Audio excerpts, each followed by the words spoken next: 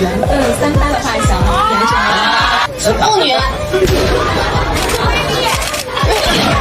三大怎么打不方便？不是，我是觉得可以演一些从小就认识，因为我们月光包括现在我们都是后来才认识，然后彼此在了解。那如果我们再早一点认识呢，会发生什么样的故事？想看他们演哦，强大！想看那个星星是一个霸道总裁，丁是一个刚入职的职员啊，就是瑞狗和小拉。我想到了，我要那干嘛？我要结合昨天热搜，我要演那个星光熠熠的大明星，你演我的战歌。OK， 那我就是战歌小拉，你是大明星。你是战歌记者，但是是黑我的那种。到最后爱上我。为什么他叫小瑞，我叫小拉呢？因为 Cinderella。我不懂，把你那本破书给丢了吧。如果说有机会三大的话，想演什么关系呢？你说古装也演过了，现代也演过了，演一个生活向的剧，就是生活类题材，青梅竹马的邻居。关于永夜星河和小丁的二搭，欣欣说俩人互相严格要求对方。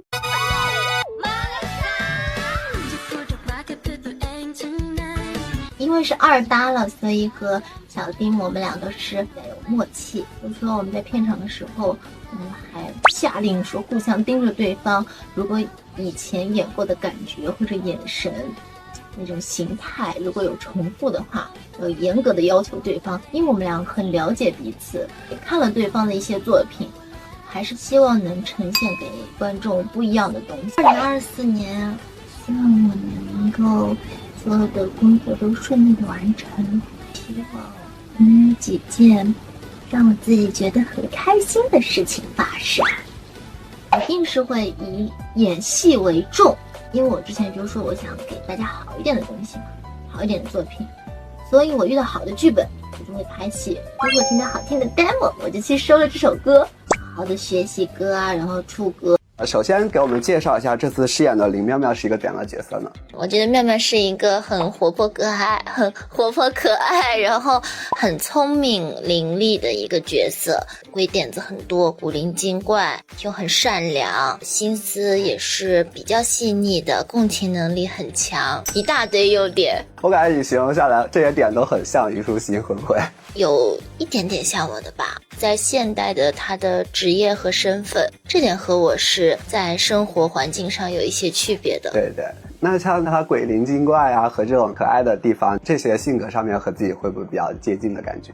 有时候会，毕竟他之前只是书中的人物，这次我把他诠释出来，有时候他的表情肯定还是我自己去赋予他的，那就自然像我喽。那你觉得他和你之前饰演过的角色有没有什么反差点在呢？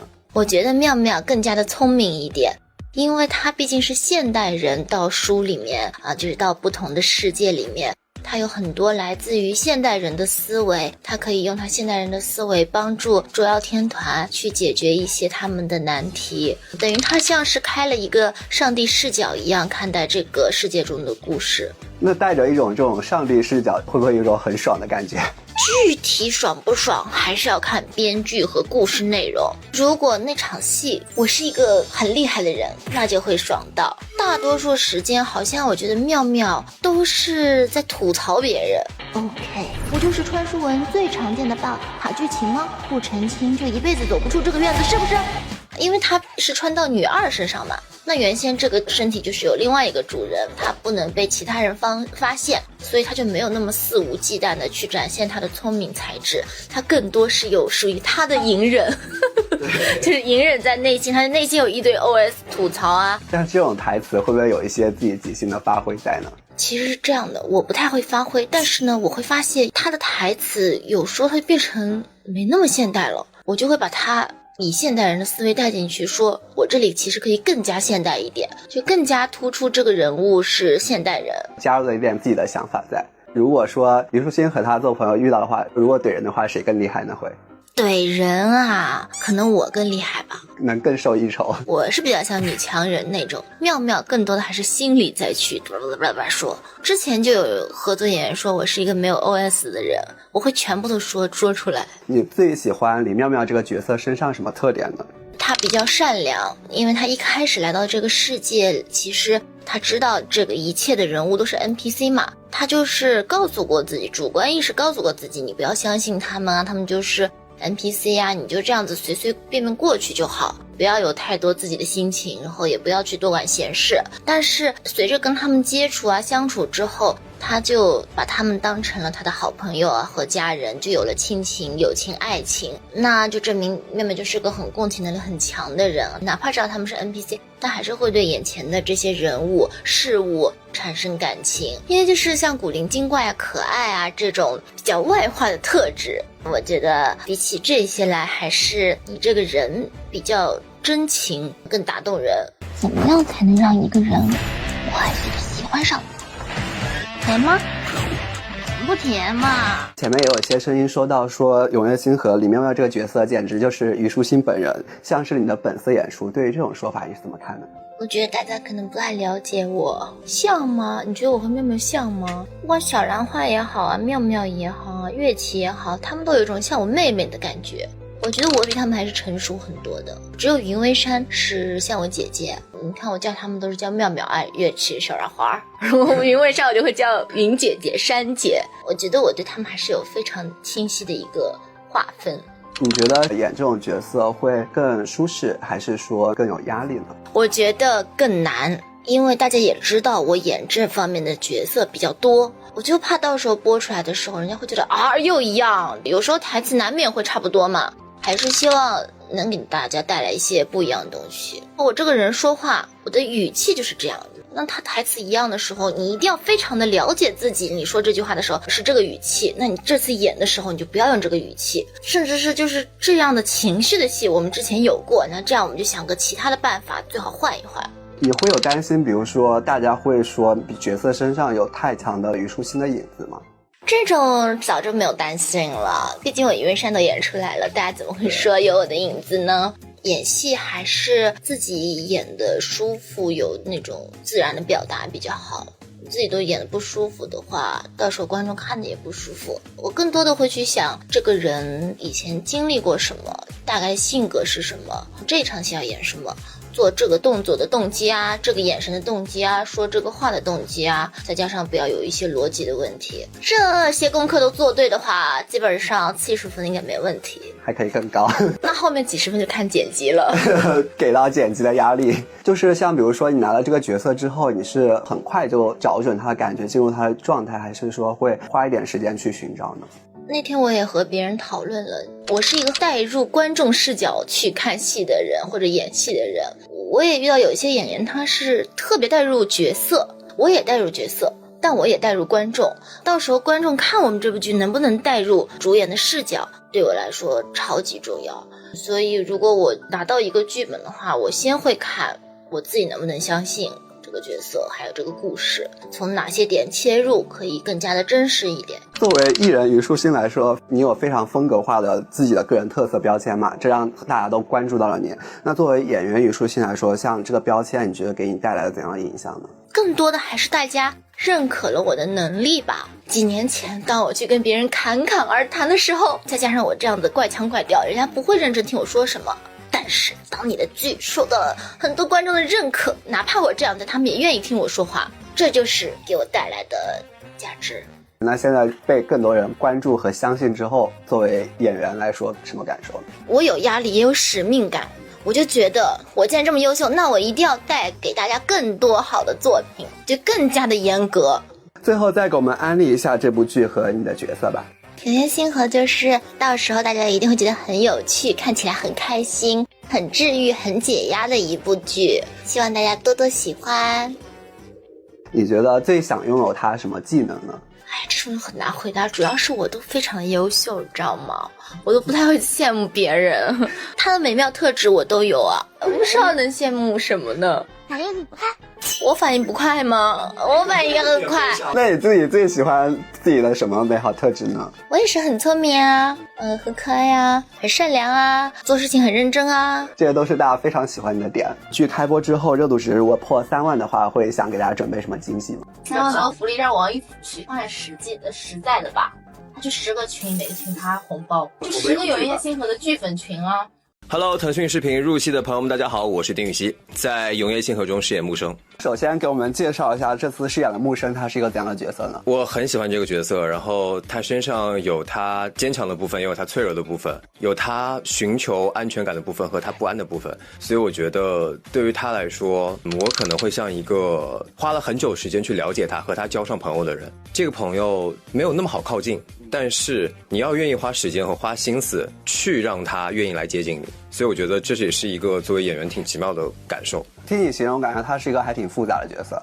他是一个包括身世背景，包括他的经历，包括他的身份都挺不普通的一个角色。那你觉得现实中的话，小丁愿意和木生成为好朋友吗？如果能跟他成为好朋友，我觉得是个非常幸运的事儿。那你觉得他和你自己有没有什么相像或者反差的地方呢？我觉得反差可能会更大，因为他的身份相似的部分是都很缺乏安全感。你自己也会很缺乏安全感？我觉得大家都会，只是我对于这部分的感受就是我承认这部分东西。那怎么去给自己安全感呢？就像木生一样，他有妙妙，他有阿姐，他甚至有柳福一，他有很多很多小伙伴们，包括翠翠。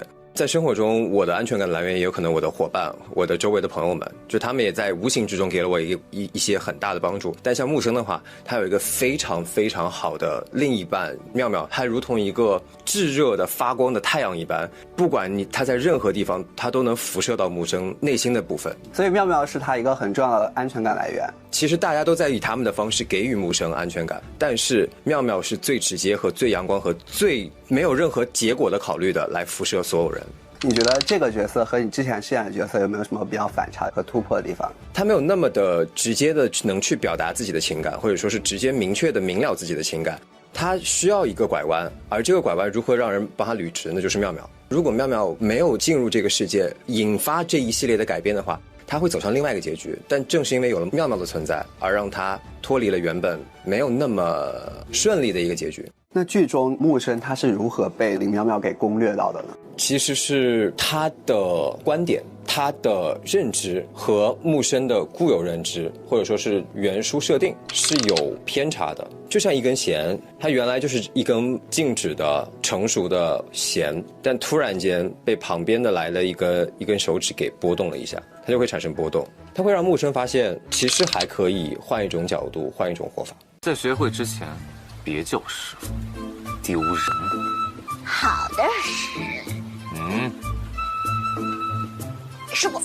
这次和虞书欣属于二搭演 CP 嘛，当时得知和他二搭的时候是什么感受呢？很放心，大家对彼此的创作方式和对彼此的感受其实是熟悉的，所以其实我觉得会非常快速省掉那些就是刚开始的彼此了解，所以直接就可以到我们创作阶段。那这次和第一次合作有什么不一样的体验或者值得期待的吗？就它不一样，它题材不一样。第一次可能很多的是在家里，在他的办公场所，但我们这个戏就有很多都实地的，就是上山下水。观众其实对你们的二搭期待值也非常高嘛，那有没有什么想对期待你们二搭的这种剧粉说的？我非常感谢你们，因为有你们对我们第一次合作的期待和支持，所以说会让大家对我们第二次的合作也保有期待和支持。二次合作其实会不会希望尽可能去呈现和第一次不一样的这种状态和感觉出来？会有，因为他们的确是不同的人物关系，也是不同的身份。如果还是跟之前那样的话，对于他们任何一方来说都不是很公平。因为这是二搭嘛，然后更熟了之后，你们觉得拍甜蜜戏会更容易笑场还是尴尬呢？不尴尬，但也不会笑场，就是很自然的进入到很自然的进入到了那个状态，然后还能彼此懂对方的点在哪？对，就有些时候，比如说，就大家看完回放之后，就说对吗？对啊，就。如果说有机会三搭的话，想演什么关系呢？你说古装也演过了，现代也演过了，演一个生活向的剧，就是生活类题材，青梅竹马的邻居。这个设定不错，就是从小长大，从小长大了，彼此也没有意识到，但突然间有一天，仿佛都有了，那平常冲浪的时候有没有看到对方比较好玩有趣的视频或者话题，然后会不会给对方分享？我们分享的一般都比如说看到的一些小的片段，我们觉得说这很像木生，这很像妙妙，就会把那个点发给对方。所以你们在演的时候也会关注大家的一些那个讨论点，然后那种状态自己去把握，去进入到这种感觉。因为我觉得每次接触一个新角色就跟交一个新朋友一样，你得去从各个方面去了解他。比如说拿到一个角色之后，是一般怎么去进入他呢？首先有原著看原著，这是肯定的。其次就是在他的更新期间或者他的书迷期间对他的一些认知评述，这是一方面也不错的来源。还有就是二创剪辑剧本中的描述，其实因为还有一部分的时候是在于有些角色的旁边或者他的另外一个男生角色会跟他形成一些对比，那当你看到了对比的时候，那你就知道我该怎么处理，这是另外一种思维。就好比大家想了解丁禹兮的时候，那怎么办？去搜他一些自己的采访，搜他一些作品，然后再看看某些节目里有没有提到这个人。木生对我来说就是他很傲娇，他很害怕别人靠近他，你得去更主动的去靠近他，他是有明显的给我一些这种感受的，很难靠近的那个人就是他。演了几次像这种大神作家是什么体验呢？其实这是第2次了，算。希望不会跟之前的作家角色让人误会成一个人吧，我觉得，因为毕竟是2个不同经历的人，所以我还是希望说不要在同一类的角色上发现一样的东西存在，因为对他们2个来说都不公平。那你当时在演的时候会有这种给自己的一些压力，可以去做一个区分这样的吗？这种事儿就是顺着剧本走，这个事儿我觉得是非常得天独厚的一个东西，就是因为他的写这个2个角色的人也是不同的人，因为他们不同的经历，所以写出来的就是不一样的人。你要认真的跟着剧本走的话，不会有问题的。最后再给我们安利一下我们这部剧吧，求求大家去看一眼吧。卑微人设我们真的拍得很用心，求求大家看《永源星河》，求求大家了。开播后热度值如果破3万的话，想准备什么惊喜呢？那就在这一条下面，你们出题，然后最高赞的那一个，很疯狂吧？那如果是出那种就是很难的，你怎么办？那就做呗，得做吧。我相信你们也会帮助我的吧？玩很大哦。然后下面的那个高赞第一条是你们出资让我出国休假玩10国，我一定会自己在那边点。这让我们屏蔽啊。